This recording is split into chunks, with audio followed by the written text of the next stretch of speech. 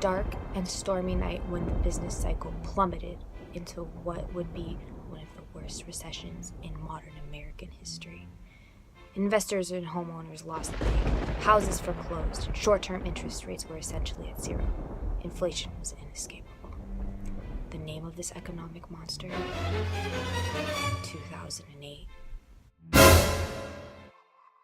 This monster had no mercy. It destroyed everything in its path. However, nothing it did would cause more damage than bankrupting the Liam Brothers Bank. After this, interbank money markets simply stopped working.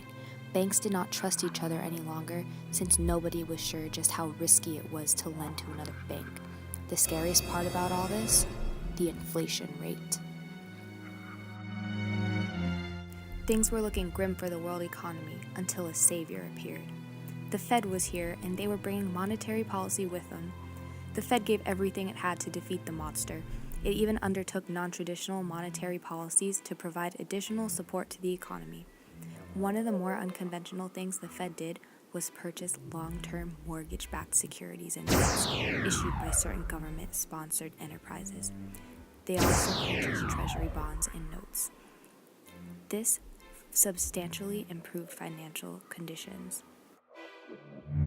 More common tools that the Fed used to defeat the beast were lower reserve requirements, which increased bank lending, reduced discount rates, which made it easier to spend, and increased spending on open market operations for increased economic expansion. These monetary policy tools implemented by the Fed, despite a few lags, are able to effectively respond to fluctuations in the business cycle. But how?